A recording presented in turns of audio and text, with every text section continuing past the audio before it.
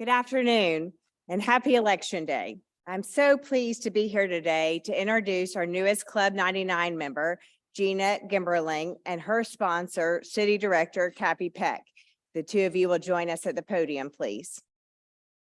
Gina was named as the president and CEO of the Little Rock Convention and Visitors Bureau, LRCVB, earlier this year. Gina joined the LRCVB in January 2018 as Vice President of Sales and Services and was promoted to Senior Vice President of Sales and Marketing in the fall of 2020. She is a 30-year tourism veteran and certified destination management executive. Gina started her career in the hotel industry prior to joining the Springfield, Illinois Convention and Visitors Bureau in 1993, where she served until relocating to Little Rock in 2018. During her 24 years at the Springfield Convention and Visitors Bureau, Gina served in various sales and marketing roles, including as their executive director for 4 years. Gina loves how the community in Little Rock has invested in itself. And in an interview with one of today's esteemed panelists, Roby Brock, Gina highlighted the CVB's challenges coming out of the pandemic, marketing strategies going forward, and recent improvements made to the State House Convention Center. After Gina was selected as president and CEO, Jim Keat, the chairman of the Advertising and Promotion Commission, was quoted in Arkansas Business, reflecting Gina's decades of experience will help LRCV navigate a, quote, complex and rapidly evolving industry. No doubt Gina will do it well. What a perfect addition to Club 99, the Rotary Club of Little Rock. Welcome and congratulations, Gina.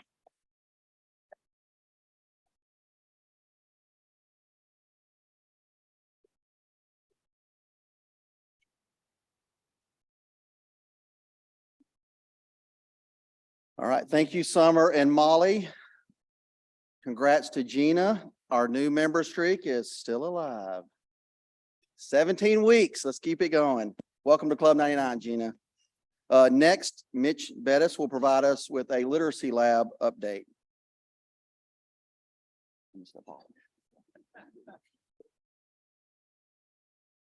Good morning, I'm Mitch Bettis, and about 18 to 20 months ago, as many of you know, this club and the business community embarked on a partnership with the Little Rock School District as a way to amplify our efforts in improving literacy at the 3rd grade level.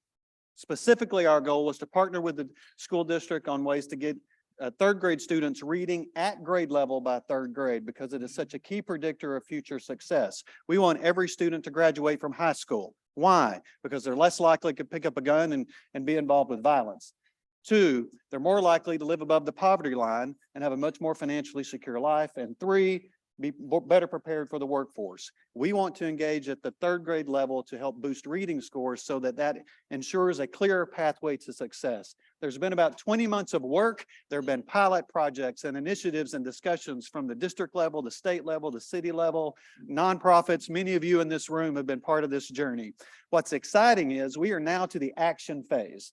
And now with the district, we are moving into kind of full throttle work with 2 schools in the spring, specifically Washington and Stevens. They've asked us to engage on. And so we need a handful of volunteers. Now, many of you in this 20-month journey have said, how can I help? This is it.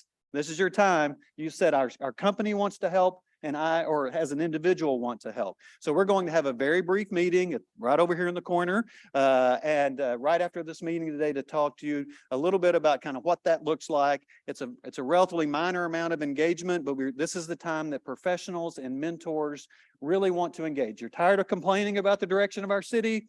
This is a chance for you to actively be involved and change the trajectory of young people's lives forever. So thank you as a business community, and thank you to Rotary for really leading this charge and pulling all of these people together. It's exciting that we can actually really get to work here in the spring. So we'll see you right after the meeting, just for about 5 minutes, right over in this corner. So thank y'all.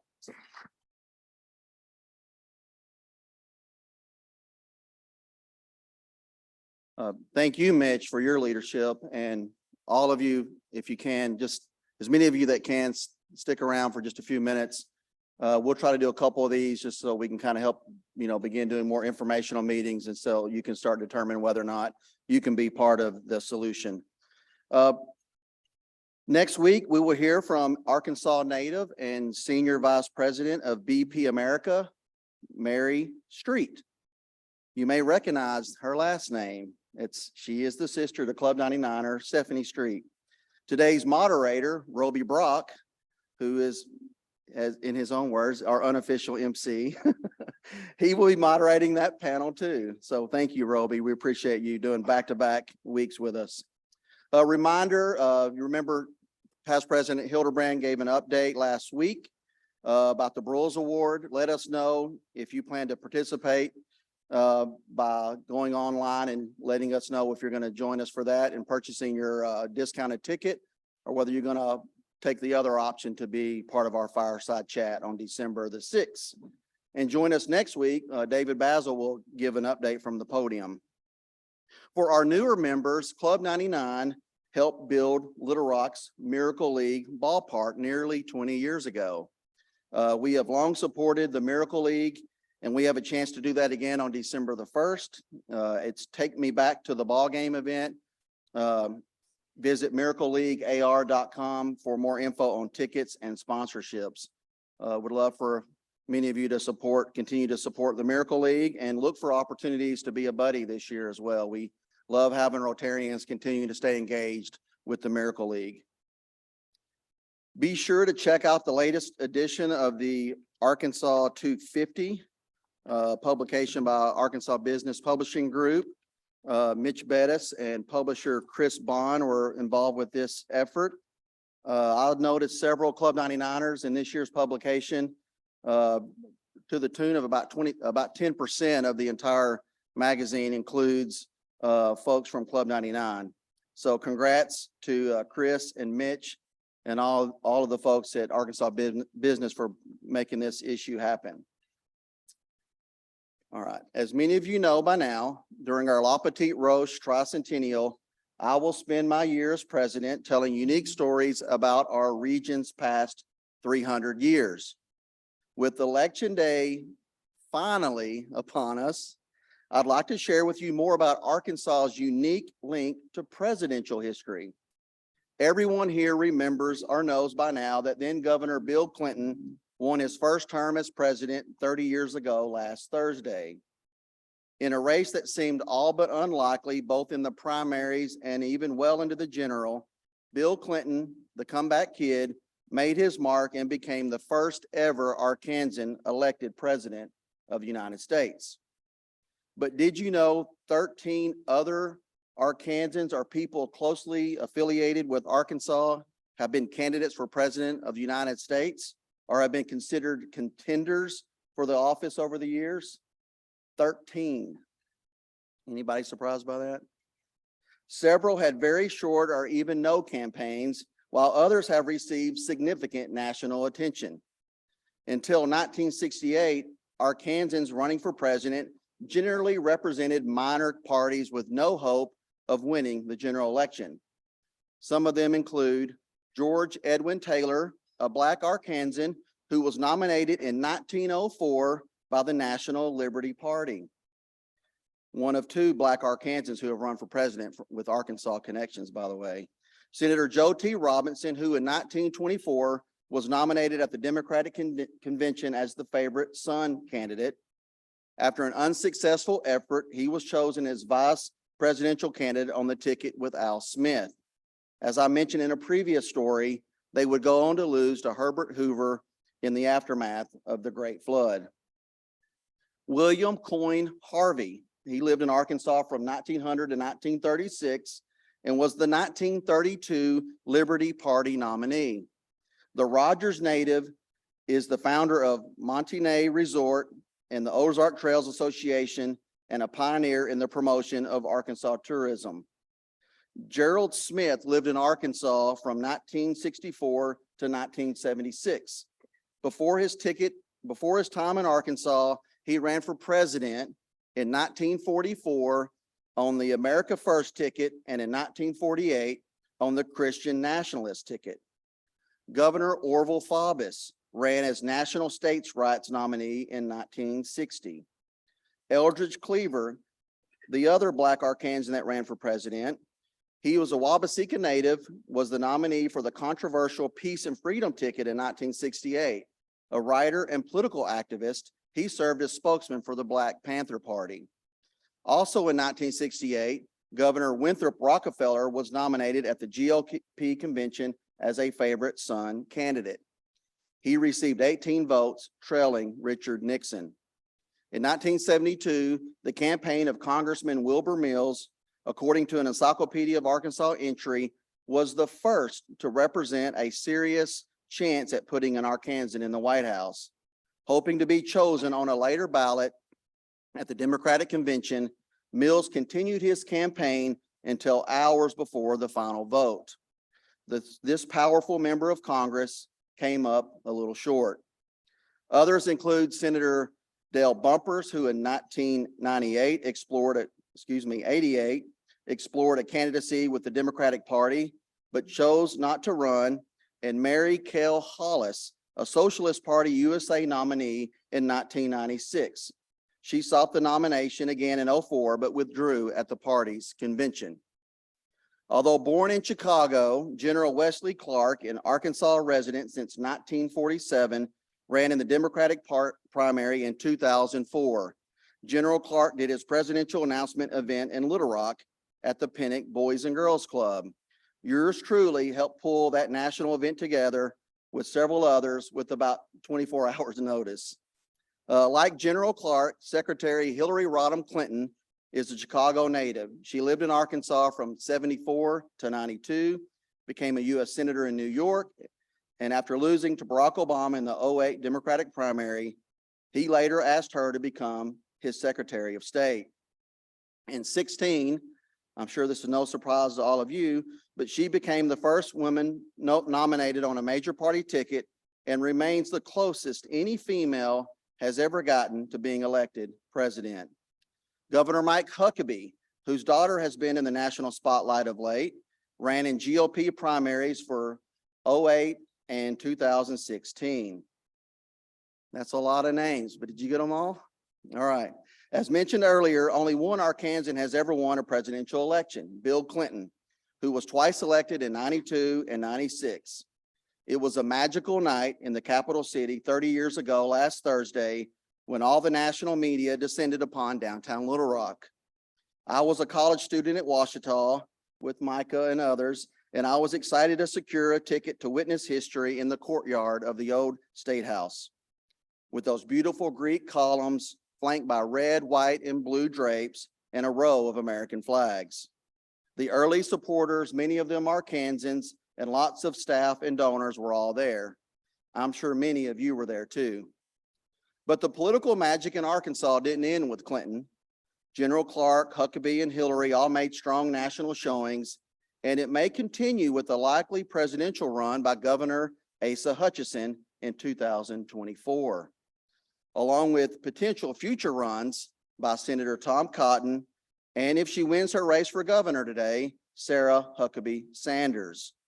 That would move our total of Arkansans with presidential candidacies or potential ones from 14 to 17 over the next few campaign cycles.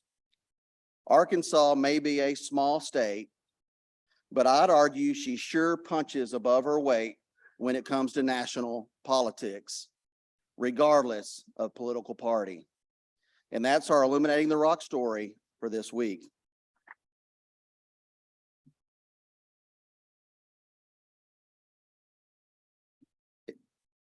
It should, and Rex will fact check me on all that later. So it should be no surprise to most of you that we have several Club 99ers running for office today.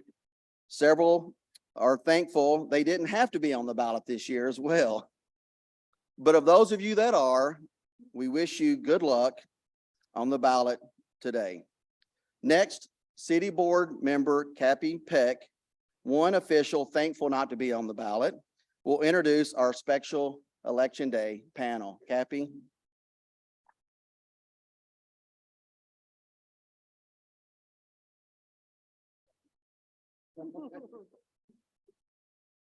Yes, I'm beyond thankful to not be running today. I love the fortune cookies. I just want to share my fortune. It couldn't be more appropriate. Right now, you need to be patient. So there we go. It is an honor and a privilege to introduce the panelists today, especially my friend Rex, who I had the privilege of introducing at a Rotary meeting a couple of years ago.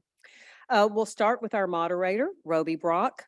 Roby is the CEO of Talk Business and Politics, a 23-year-old multimedia news organization reporting on business and politics in Arkansas. Under Brock's direction, content is driven through a number of channels, including statewide television partnerships in Little Rock, Mountain Home, Jonesboro, Northwest Arkansas, and El Dorado. And now for our panelists. I'll go in counterclockwise order at the table, starting with Charles Blake. Charles is the vice principal of the public affairs firm Think Rubik's. He's a political strategist, entrepreneur, and civil servant. A former state legislator, Blake leads the government and corporate affair divisions of Think Rubik's. Next up, Robert Kuhn. Robert is managing partner of Impact Management Group and serves as a registered lobbyist. He also leads IMG's public opinion research practice, conducting polling for corporations, nonprofits, and media outlets. Thank you, Robert. And finally, my friend Rex Nelson.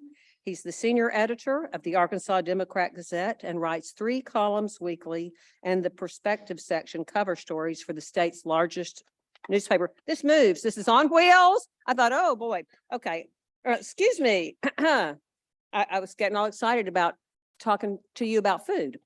He worked as director of communications for former Governor Mike Huckabee and was appointed to the Delta Regional Authority by President George W. Bush. Thank you to all of our panelists.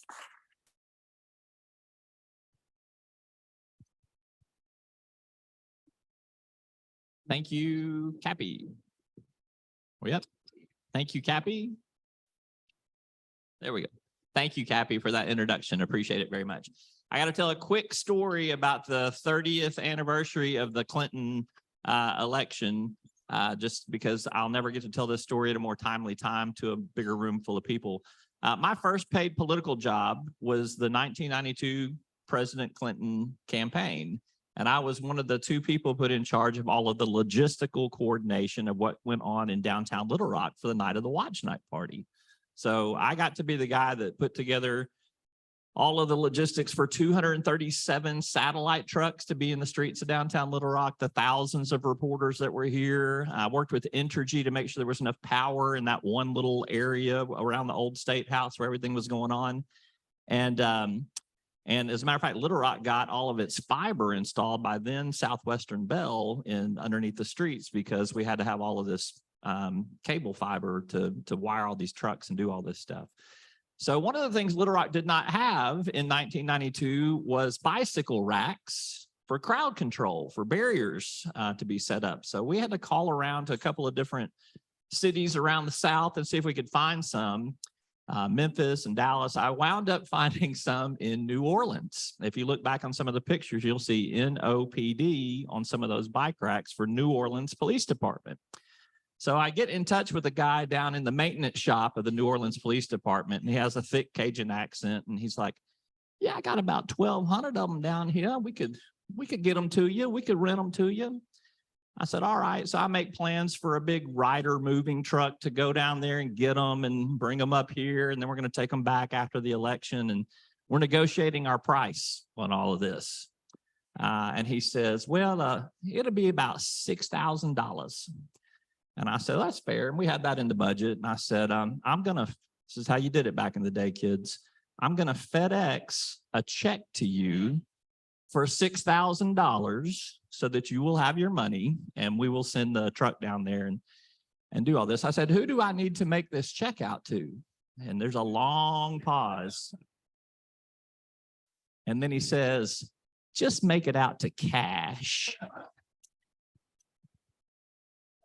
I said, I don't think so. Yes. That's New Orleans. That's it. I said, that's a good try. I said, that's a good try. Who, and I'm about like 25 years old at the time. I'm like, so let's try someone. Who else might do these? Well, you can't fault the guy for trying. New Orleans Police Department be fine. So that's what we wound up doing. So that's how we got the bike racks up here. So it was a lot of fun. So Were All you really still in college then? God, I feel old, Denver. Good Lord. Yeah. If you get your Clinton's Wins edition, if you've still got it, so a lot of people say that in the Democrat Gazette. That's my byline on the lead story all right. that All night. right. Got to take credit where you can. So, Exactly. all right. Well, Charles, Robert, Rex, thanks for being here today. We're going to kind of do this a little bit of a version. I know you all want to ask some questions, so I'm not going to ask a couple of obvious questions just to leave them out there for this crowd. But we're going to kind of do an offshoot of the old McLaughlin group. You remember the McLaughlin group on PBS on Friday nights? He would frame up the issue or the question, and then the panelists would all chime in, and then he would tell them how they were wrong and give them the right answer. Yeah. That's what we're going to do today. All right. So we're going to begin with question number 1. Republican Sarah Huckabee Sanders is the presumptive front runner against Democrat Chris Jones. By the way, if either Chris Jones or Ricky Dale Harrington win governor, it'll be the first African-American ever elected governor of the state of Arkansas. If Sarah Huckabee Sanders is elected, she will be the first female governor of the state of Arkansas. She will also be the first child of a former governor to be elected. So there's been no son elected from a previous governor. And it will also be the first election where there would be back-to-back GOP governors for the first time since Reconstruction. So there's some history that'll be made tonight, one way or the other. All right, here is my first question, and it's a threefold question. So you have 3 chances to get it wrong, gentlemen. You ready? Will Sarah Huckabee Sanders eclipse 60%? Where does Chris Jones land? And does Ricky Dale Harrington get 3%? Rex, Nelson, I come to you first. No, she does not eclipse 60. She's around 59. Number 2 was Where does Chris Jones land? Chris Jones is going to land in the 40s, and Harrington, does he get 3%? No, he does not. Robert Kuhn, same questions to you. I'm going to take them in reverse because that's how I get to my answer on Sarah Huckabee Sanders. I do not think Ricky Dale Harrington will get 3. I think he will get 2 and some change. I think Chris Jones, I think he will get 40. I think he could get as high as maybe 42. And I think if you work those numbers, 2 and 42 or 2 and 40, you're going to have Sarah Huckabee Sanders at 56, 57, 58. All right, Charles. That's pretty good, Coon. He's good No, with- she doesn't. I'm going to disagree with the Harrington. I think he gets 1 and some change.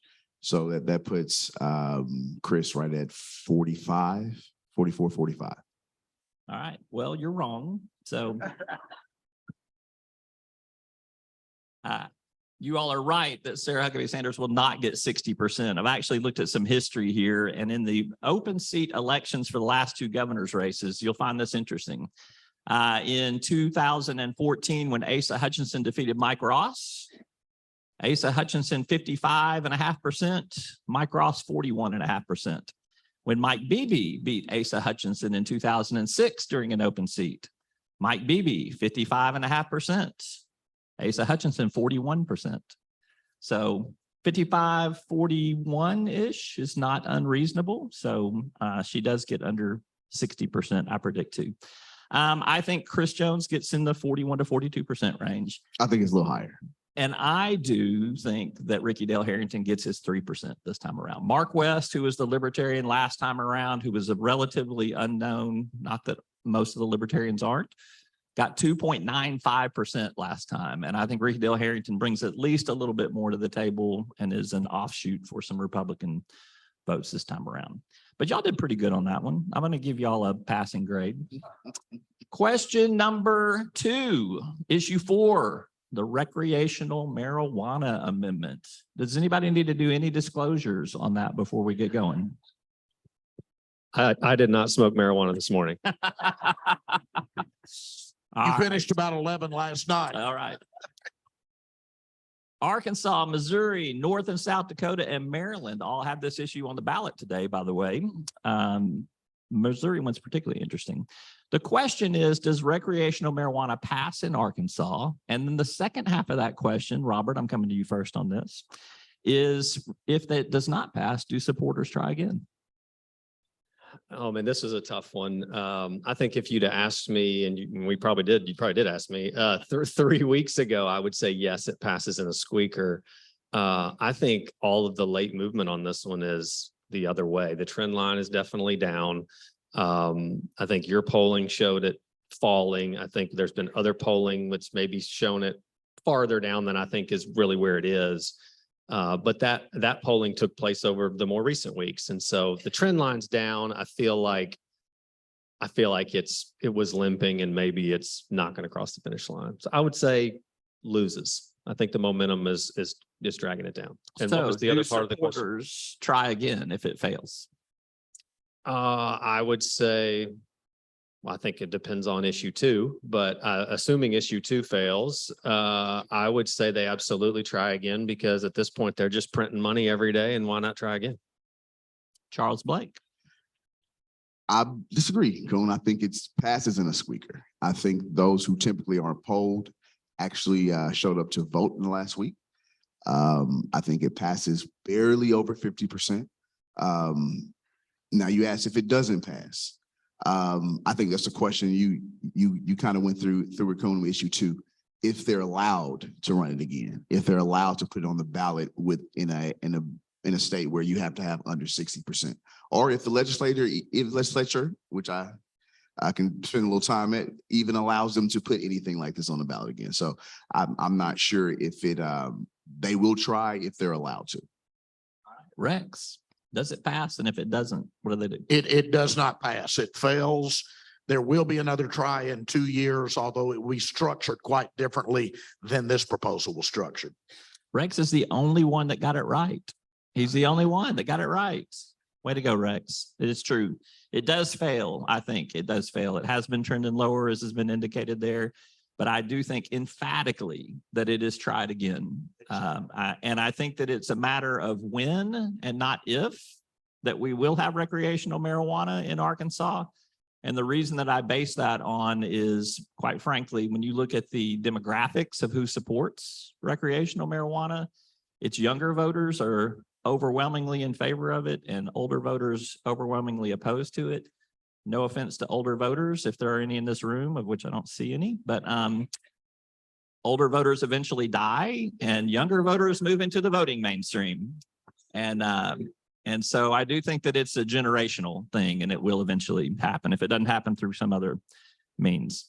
All right. Please cite Roby. All right.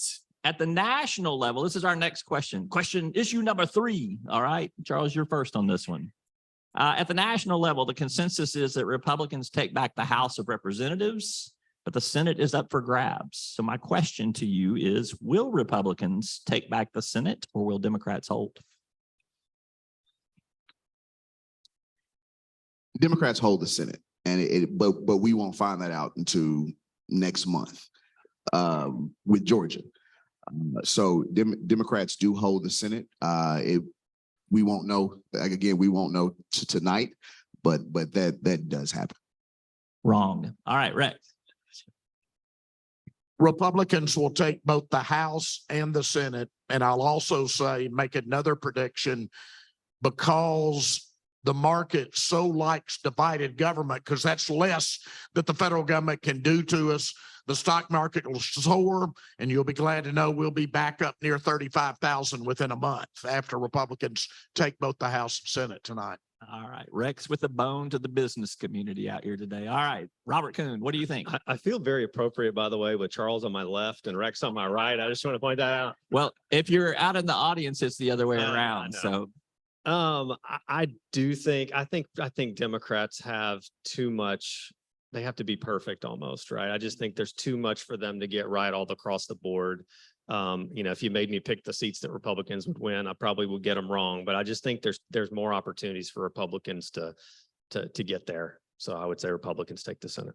All right, that is correct. So there are 4 big races to watch for control of the U.S. Senate tonight. They are Georgia, Pennsylvania, Nevada, and Arizona. There's some other ones too, but those are the 4 biggies. 3 of those 4 are held by Democrats presently. So the Democrats got to hold all 4 or 3 of those and try to flip Pennsylvania, which would be the one that's a Republican held seat now. And that's the Fetterman-Oz race right there. So the hurdle is higher, I think, as Robert indicated, for the Republicans. I mean, for the Democrats. All right. Issues 1, 2, and 3. Issue 1, the legislature can call itself into special session. Issue 2, you got to have a 60% threshold in order to pass amendments or citizen ballot initiatives. And issue 3 is something dealing with religious freedom that I still have not figured out exactly what it does, but it does say religious freedom in the ballot title. So, But it says accept right behind it. yes, right. And there's something about the government in there too. So that's got the Secure Arkansas people pretty confused about that one. So Rex, I come to you first. Do issues 1, 2, and 3 pass or fail? I think they all fail, and maybe that's wishful thinking on my part, because frankly, we have, and I know these guys lobby some, so they can't be honest. I can. I'm at the newspaper. We have the lowest overall quality we've ever had in my lifetime in the Arkansas legislature right now. If the legislature puts it on the ballot, I'm against it. That's my policy for the time being. And so I think they all fail, but I'm against all of them. All right, Rex says all 3 fail. Robert. I'm going to go ahead and preempt Charles from saying the quality went down when he left. We know that's not true. Absolutely. I'm going to disagree a little bit. I think issue 1 passes. I think the reason it passes is because there's been no effective campaign against it. I think there's been no reason for anybody to fund a campaign against it. I think it would have been really easy to message against it. I think the message would have been, we don't need the possibility of a full-time legislature in Arkansas. I think most people don't want that. That's the scariest thing I can imagine. But I think that message, had it been carried with money, would have put a nail in that coffin. You know, but all 3 of these, I wouldn't be surprised if they go the other way. I think issue 2 probably fails narrowly. I just think that the public, I know there's messaging out there to try to convince people it's about protecting the Constitution. It obviously affects initiated acts too. So that's a little bit of the half of the story, but I think it's really just hard to convince someone to take away their own power. I think that would surprise me if the public is really willing to do that. So I say 2 fails. Man, 3, you could read it a million times and try to figure out exactly what it does. I think, right, you know, the polling has shown that it fails. I think it probably fails. I think there's people that don't understand it because it's got a lot of legalese in the ballot title. I think there's people that that do understand it, that find it offensive. And then I think there's people that, to Charles's point, which he was joking, but being serious, which is, I mean, if you read it, it basically says that the government can restrict your religious freedom by the least restrictive means possible. Well, if you believe you have 100% complete freedom on religious basis, you're not even okay with the government doing it in the least restrictive manner. You don't believe they should do it at all. And so there are going to be people on the right that read it that way, that say, if I'm at 100% perfect, this might be 98%. I want to keep my 100. I want the status quo. So I think it fails because it's complicated. People don't understand it. I don't think having the words religious freedom in there is going to be the magic words that I think the sponsors thought it would be, that everybody would just say, oh, religious freedom. Yes. I just don't feel like that's been delivered. Sorry for the long answer. That's all right. Charles, McLaughlin would have interrupted me on that. That's we have interesting 2 wrong point. answers so far, Charles. Can you do the right answer? That's an interesting point, because what I have found that people going into looking at 3 and then coming out, they're more confused, but they see religious freedom. And what we're having is, we have early voting. We have 51% of those registered to vote voted in early voting. In 2018 is 49%. So we have more voters voting, which also means we have less sophisticated voters voting.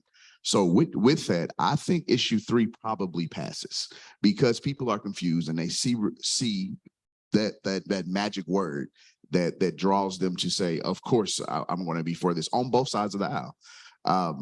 issue one, I think it's going to be close.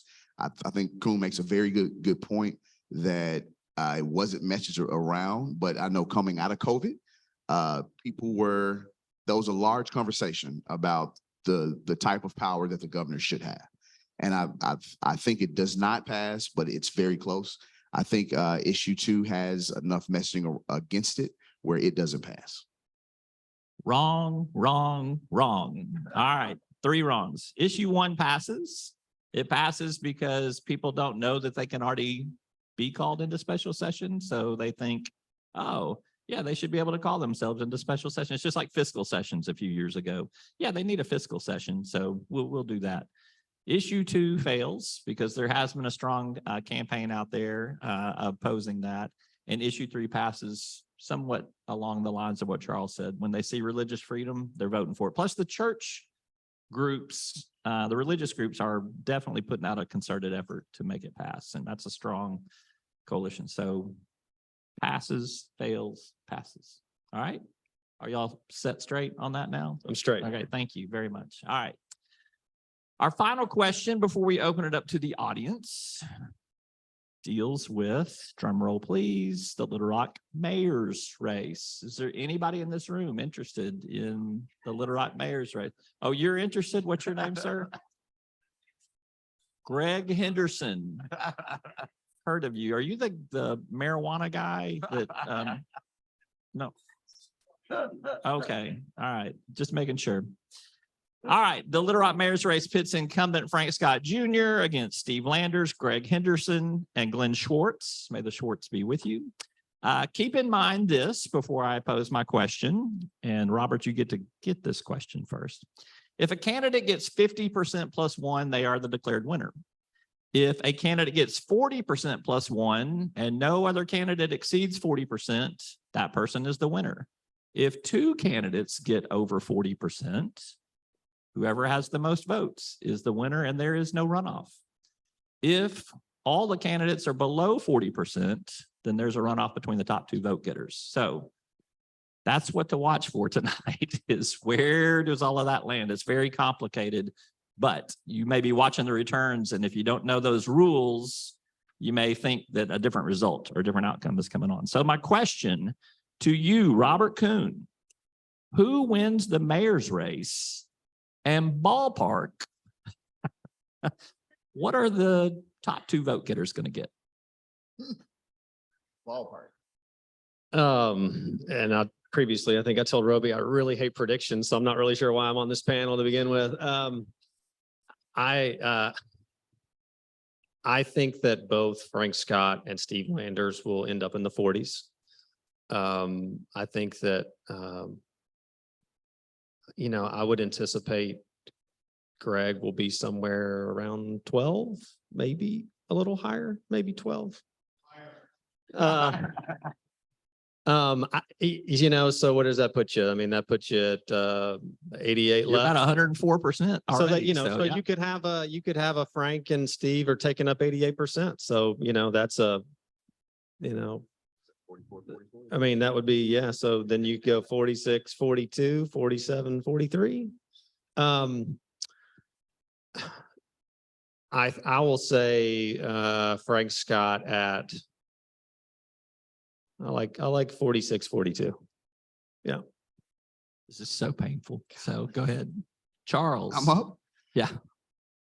There will be someone gets 40 You need to tonight. make any disclosure before we No. Okay. There will be someone that gets 40 tonight. So there will be a winner tonight. I think the 46 is probably pretty solid.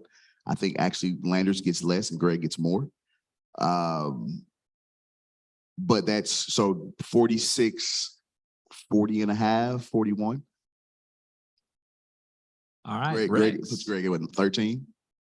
Yeah, 12 or Yeah. 13 somewhere. Rex. There You'd be- will, yeah. there will be a runoff and a lot can happen in 4 weeks, so I won't make any predictions beyond that. Well, you're all wrong. The correct answer is Cappy Peck is the big winner tonight in the mayor's race. All right. All right, let's open it up for questions from the audience. This is always a good group to throw questions our way. We've hit some of the highlights, but I'm sure there's a lot of things that are out there that you all would like to ask more questions about. And we can go back to the same topics if you want to. So please repeat the question. I like how you repeated the card. Yes. All right. So, Yeah. so my question to you is, would you like to ask us a question? Am I doing that right? Repeating the question? The sheriff's race, Blue Keller versus Eric Higgins. Higgins. I don't think it's as close as people think it's going to be, but yeah, Higgins. I'll just say this. Haven't seen Higgins do anything, and that's just maybe where I'm at. I mean, I don't listen to the radio. Sorry for anybody hearing the radio. I've got satellite radio, but like I haven't seen any social media. I haven't gotten, I mean, it makes me wonder what he's been doing. Maybe I'm just missing it. I mean, I've seen lots of Blue Keller signs and gotten some mail, but I think I would say Higgins probably has the natural advantage, but I don't know that it's because of a superb effort on the campaign trail. Rex, do you back the blue or do you think the incumbent won? I said I could be honest. So honest, I don't have a clue and I don't much care one way or another. You don't care who your sheriff is? I live in the city limits. Well, when I move that meth lab over by your house, you'll care who your sheriff is.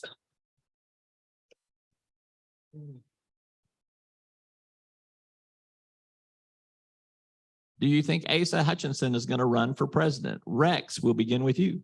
Yes, he is going to run. It may be a very short-lived run, but he will be in early. And that's when we'll have about 25 candidates in there, and you'll have what I call the main table and the child's table for debates. So the question will be whether he can ever get at the main table or not. Robert.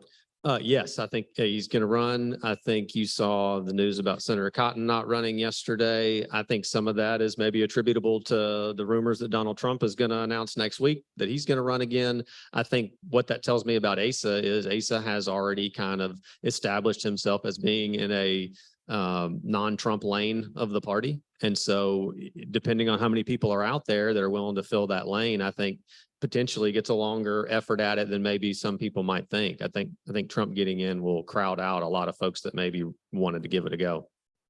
And I agree. He gets in, and I think you make a very good point. That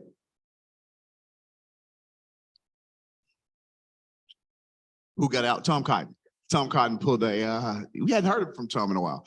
Tom pulled a Tim Griffin, and kind of backed away when he doesn't have a lane.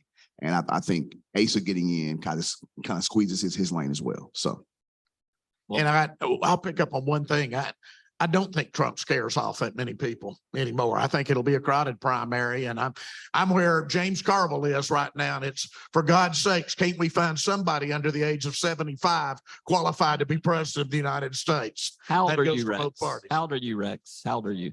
I'm 63. I got 12 There's years. one person under 75 12 right there. years, then you So, send me to the home. all right. Well, you all got that answer right. I'm proud of you for getting that. That's a good question. I'll say this too about Asa Hutchinson. He has been raising some money for a PAC that will spend money for Iowa and New Hampshire, these early states where I think he'll play in. I've gotten, I get news tips all the time, so it's kind of cracks me up. But a few months ago, I got a news tip from two different people in Jonesboro who were telling me, it's like middle of the afternoon, Asa Hutchinson's coming to Jonesboro tonight, and I hear he's going to announce for president. In Jonesboro? Yeah, like in the middle of the summer. I was like, I don't think that Asa Hutchinson's going to announce for president in Jonesboro in the middle of summer. Okay. And then about 3 weeks ago, I get the same buzz from a bunch of people in Fort Smith who are saying, I hear Asa Hutchinson's going to announce for president in Fort Smith tonight. And I was like, Asa Hutchinson is not announcing for president in Fort Smith tonight. He was there for PAC fundraisers both times. And I'm sure that the whisper was he's raising this money for a potential presidential run, but it all got, the campfire thing where you pass things around and you talk. The buzz campaign is working. It got all passed around to that point. Let's go back here and then over to Aaron.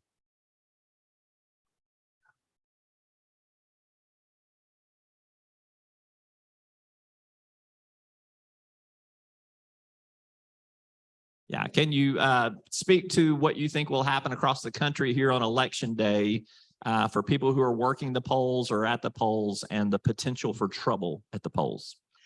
I think it's going to be difficult. I think we've had some experience, right, Greg? I think we've seen some of that already in our city. So and this is the issue is that we operate in silos a lot. And we don't see what's happening across our state and what's happening across our country. The same thing is that's somewhat happening in Little Rock. It's happening in Camden, and I'm trying to think what's the other mayor's race. El Dorado. But that's happening across the country where we're seeing the not only intimidation, but just nasty language and behavior at polls. And that causes a tense atmosphere and it turns a lot of people off. So we're going to see more of that. We saw some in 2020.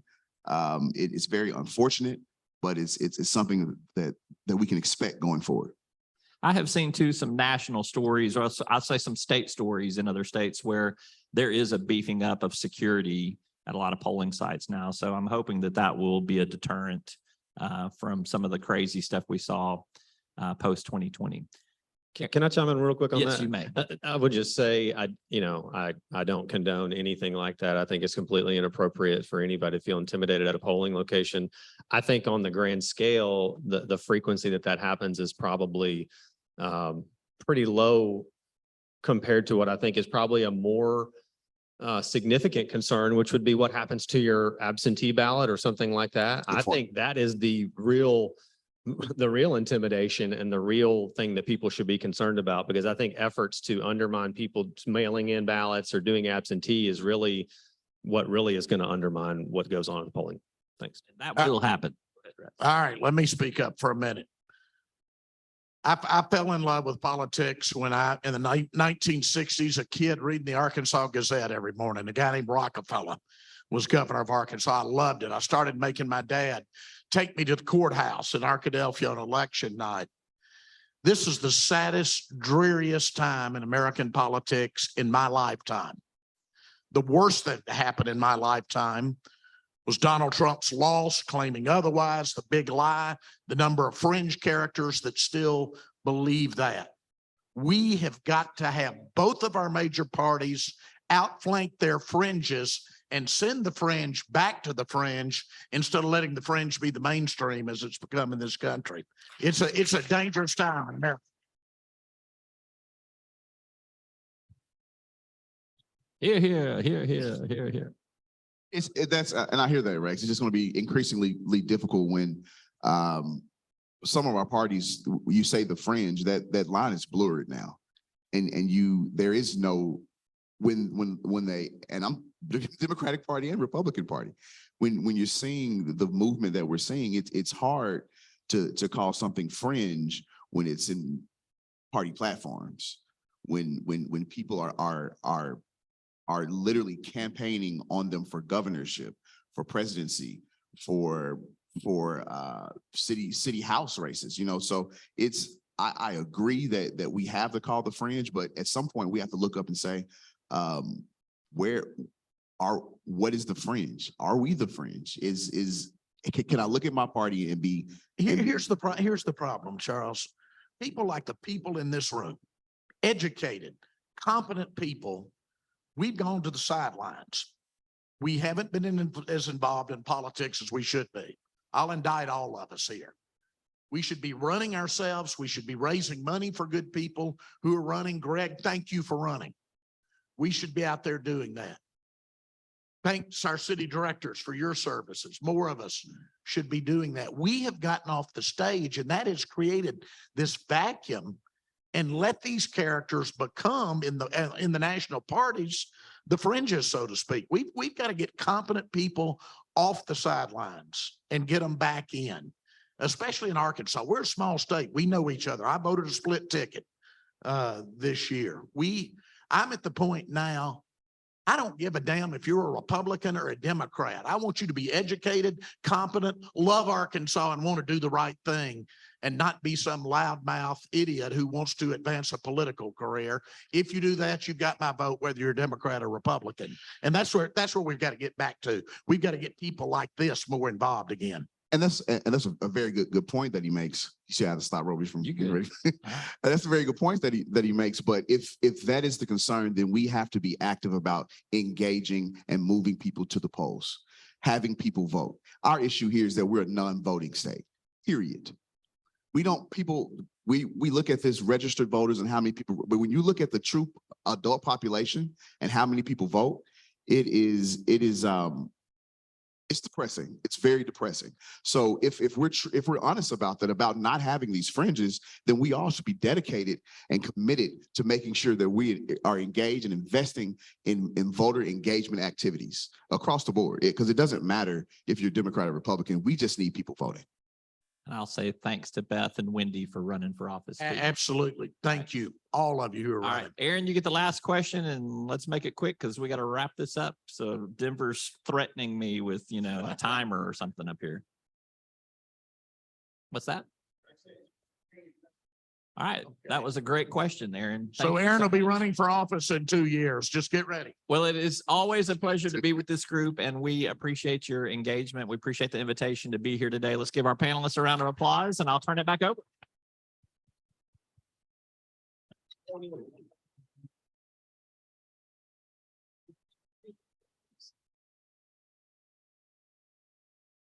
Y'all want to make a closing comment? You can. I didn't mean to cut you off. Okay, anything else? Okay.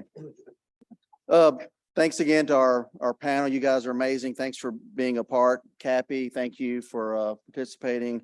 Roby, Charles, Robert, and Rex. We appreciate you. We do have speaker gifts this year for all our speakers as part of my Illuminate the Rock year as president. These are a sample of books written by Little Rock connected authors that will be donated in your name at the end of the year to all of our Little Rock School District elementary schools and resource centers, the libraries. And so a sample of all the books that we're passing out this year will be written and submitted in your name. So I will give these to you in just a minute.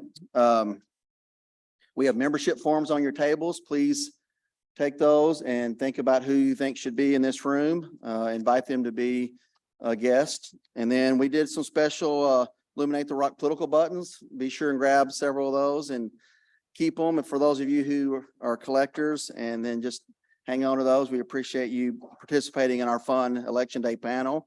Next week, we'll have an energy and oil and gas program with Mary Street of BP America.